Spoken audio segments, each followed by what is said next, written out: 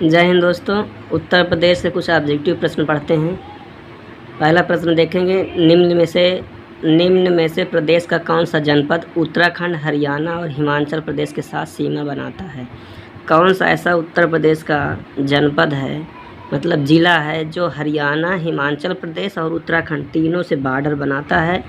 तो इसमें से सहारनपुर जो है, सहारनपुर वो हरियाणा और हिमाचल प्रदेश और उत्तराखंड तीनों से बॉर्डर बनाता है। उत्तराखंड, हिमाचल प्रदेश और हरियाणा से बॉर्डर बनाने वाला यूपी का ज़िला जो है वो सहारनपुर है। सहारनपुर ये सबसे उत्तरी ज़िला भी है, जो यहाँ से ही यमुना नदी, जो गंगा नदी जो है, यमुना नदी यहीं से उत्तर प्रदेश में प्रवेश करती है। यमुना नदी सहारनपुर कागज़ उद्योग के लिए जाना जाता है। यहाँ पर अखबार मतलब कागज़ उद्योग ज़्यादा होता है।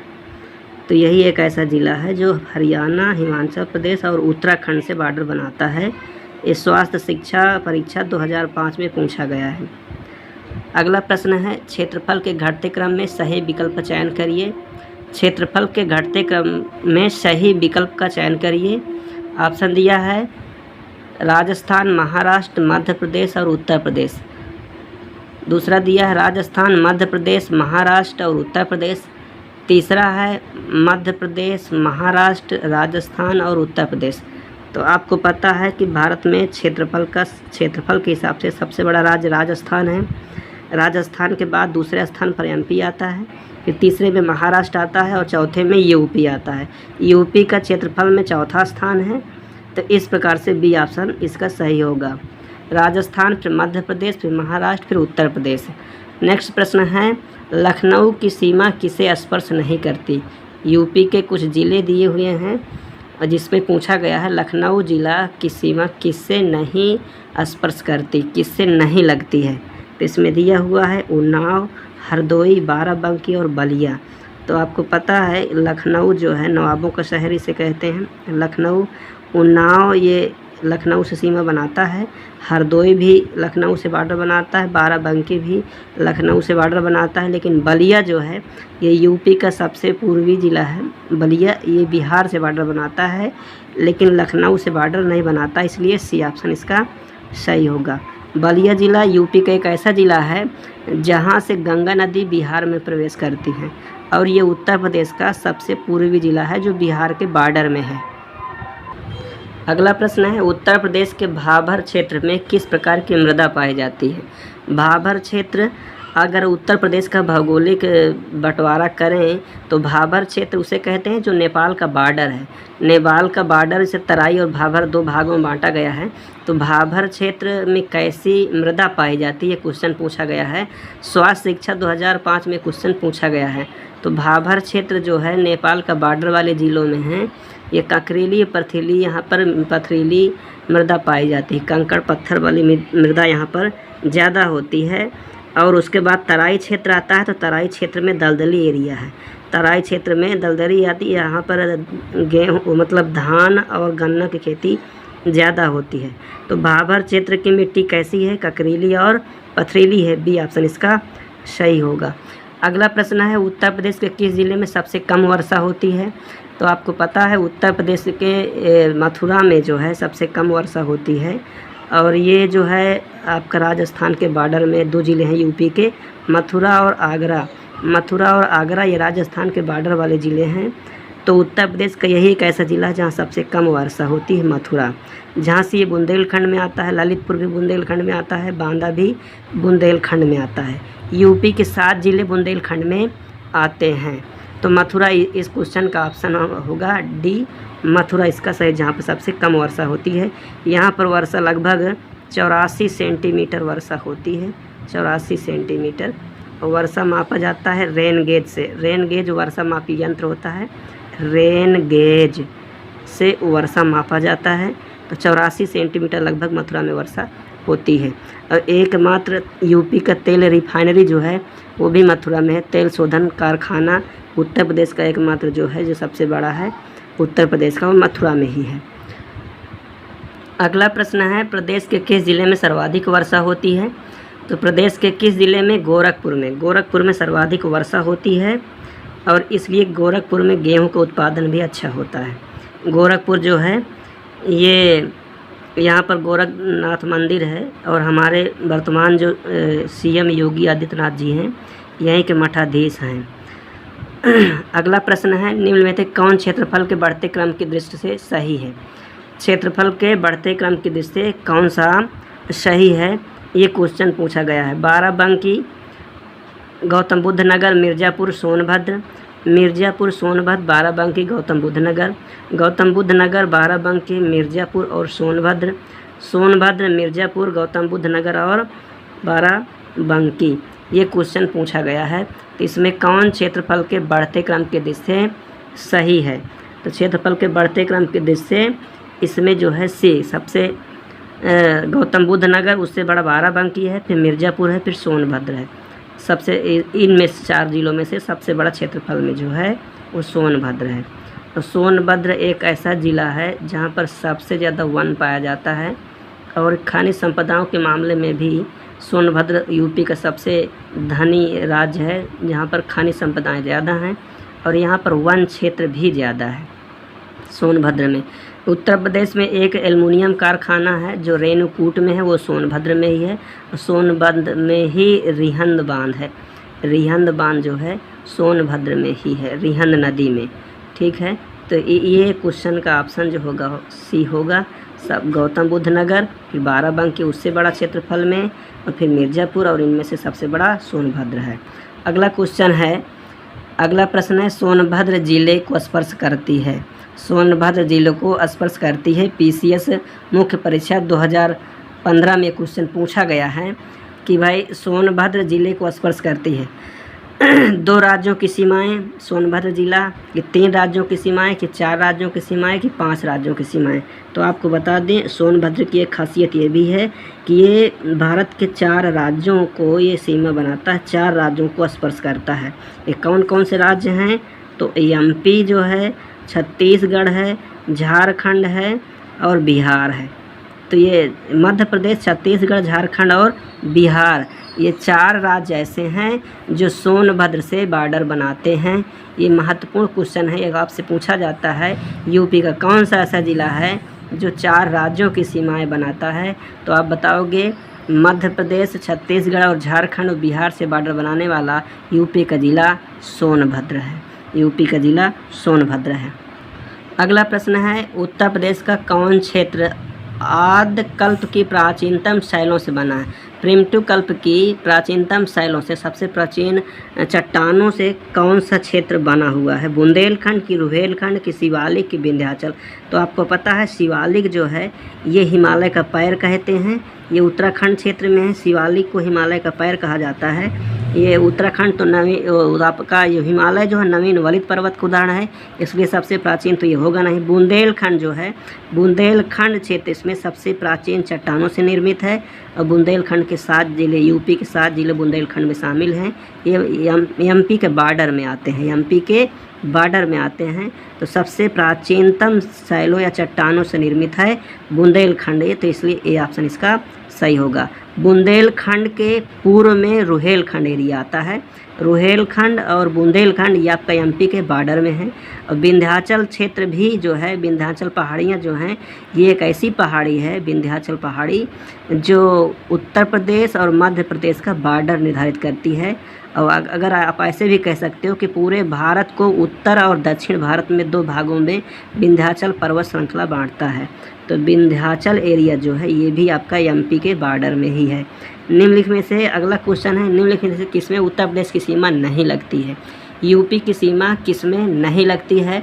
तो 4 ऑप्शन दिया हुआ है, राजस्थान, हरियाणा, पंजाब। तो आपको पता है राजस्थान आपके यूपी के बॉर्डर में है, हरियाणा भी यूपी के बॉर्डर में है, लेकिन पंजाब जो है उत्तर प्रदेश से बॉर्डर नहीं बनाता है, इसलिए बी ऑप्शन इसका सही होगा। अगला प्रश्न है, उत्तर प्रदेश में सर्वाधिक वर्षा क्षेत्र कौन सा है? उत्तर प्रदेश में सर्वाधिक वर्षा क्षेत्र कौन सा है? तो आपको बता दें यूपी को अगर हम देखें उत्तर से दक्षिण की ओर यूपी को बांटें तो नेपाल के बॉर्डर क्षेत्र में भाभर क्षेत्र और तराई क्षेत्र आता है, तो सर्वाधिक वर्षा यहीं होती है।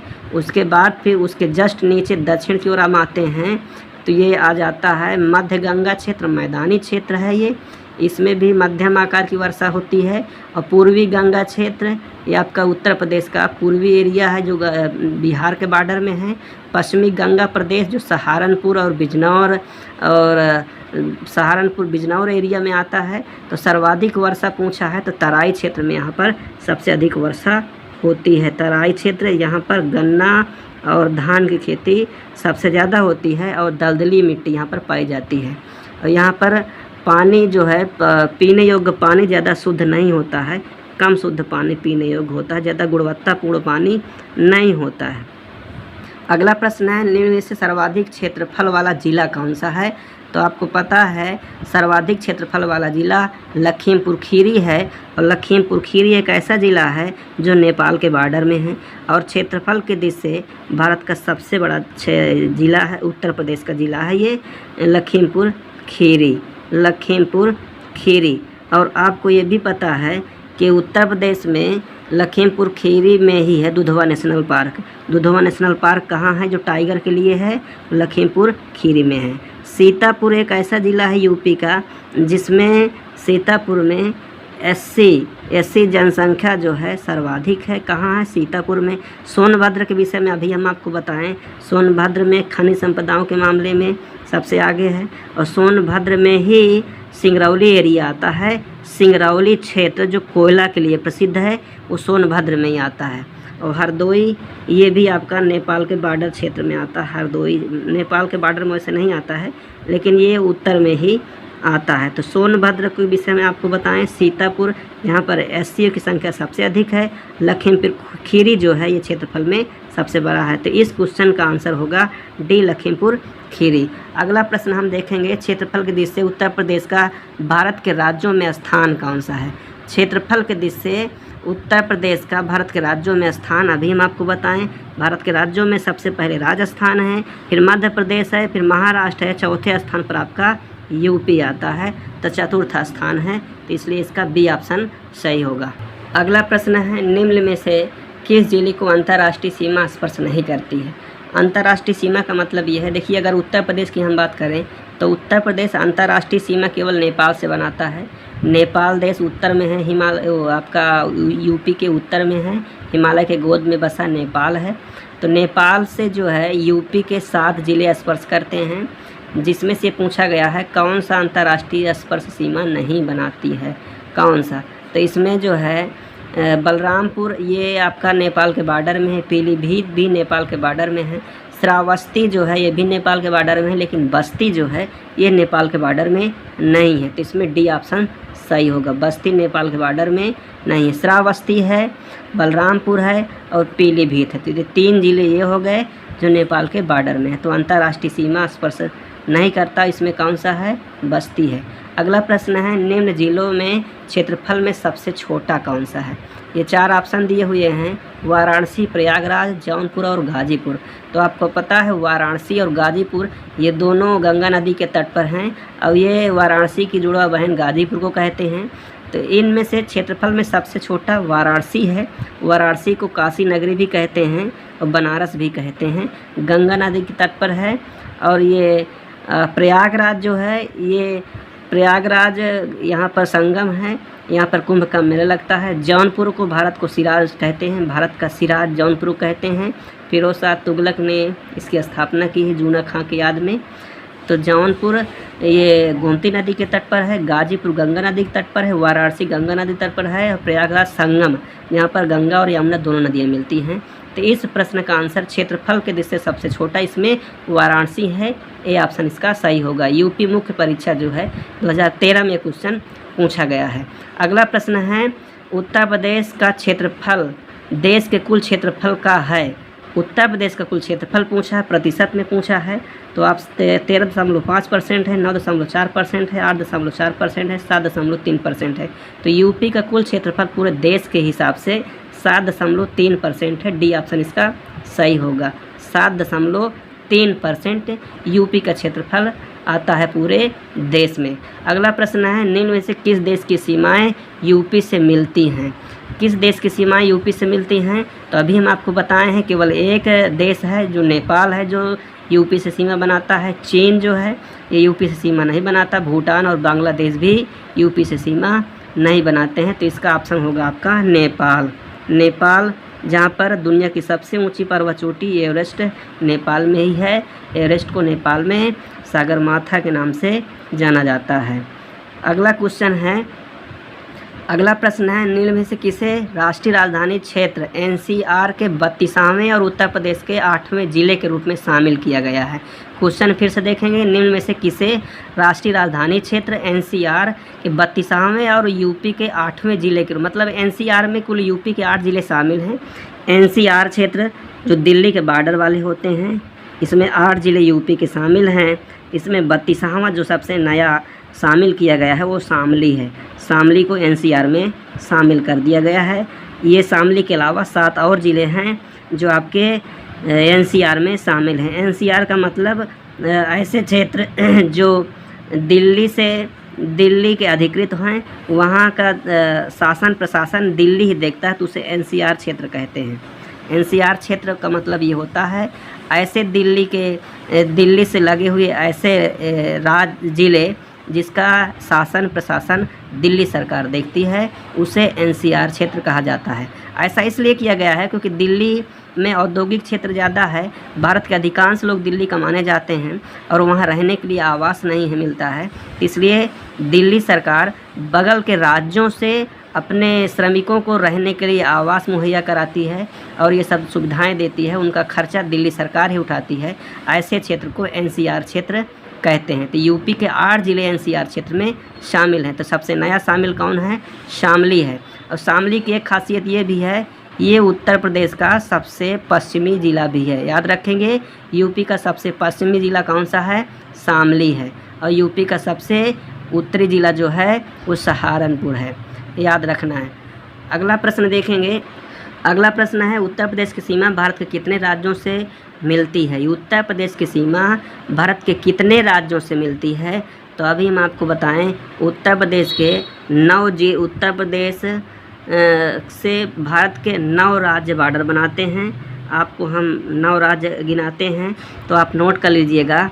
सबसे पहले आप उत्तराखंड, फिर उसके बाद हिमाचल प्रदेश, फिर हरियाणा, दिल्ली, राजस्थान, मध्य प्रदेश के बाद छत्तीसगढ़, फिर झारखंड, फिर बिहार।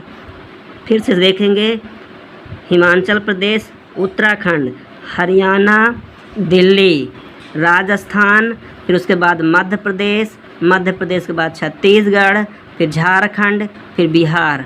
तो इस प्रकार से ये 9 ऐसे राज्य हैं जो उत्तर प्रदेश से बॉर्डर बनाते हैं। 9 राज्य ऐसे हैं जो उत्तर प्रदेश से बॉर्डर बनाते हैं। अगला प्रश्न है, निम्न में किस ज़िले की सीमा नेपाल से लगती है? तो निम्न में से किस ज़िले की सीमा नेपाल से लगती है? तो महाराजगंज जो है ये नेपाल के बॉर्डर में है।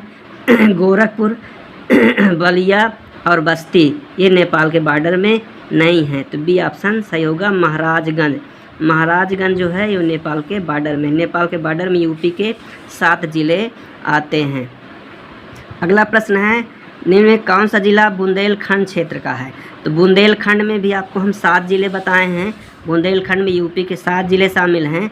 इन 4 ऑप्शन में से महोबा जो है, जो पान के लिए प्रसिद्ध है, महोबा जो है बुंदेलखंड एरिया में आता है। चंदौली ये आपका वाराणसी के बॉर्डर में है। औरैया ये कानपुर के बगल में है।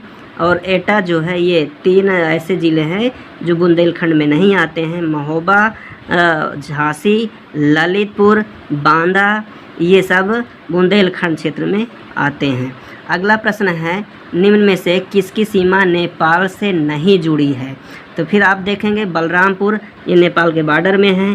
कुशीनगर, श्रावस्ती और लखीमपुर खीरी नेपाल के बॉर्डर में है। श्रावस्ती नेपाल के बॉर्डर में है।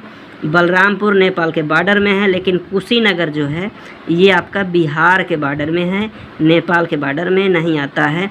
कुशीनगर ये बिहार के बॉर्डर में है, तो इसका ऑप्शन सी सही होगा। नेपाल की सीमा से नहीं जुड़ा कौन सा है? कुशीनगर है। अगला प्रश्न है, निम्न में कौन सा जिला क्षेत्रफल में सबसे छोटा है? तो इसमें आप देखोगे क्षेत्रफल में सबसे छोटा जिला जो है ये हापुड़ है। कौन सा? हापुड़। हमीरपुर, हाथरस, हरदोई और हापुड़, तो इनमें से इन 4 ऑप्शन में से सबसे छोटा जिला हापुड़ है। डी ऑप्शन इसका सही होगा। बस दोस्तों, आज का ये आखिरी प्रश्न था। इसी प्रकार हम आपको उत्तर प्रदेश से MCQ क्वेश्चन लाते रहेंगे। और आप से रिक्वेस्ट है कि चैनल को सब्सक्राइब करिए, अगर नए हो तो शेयर करिए और ज़्यादा से ज़्यादा अपने तैयारी को मजबूत करिए। जय हिंद, जय भारत।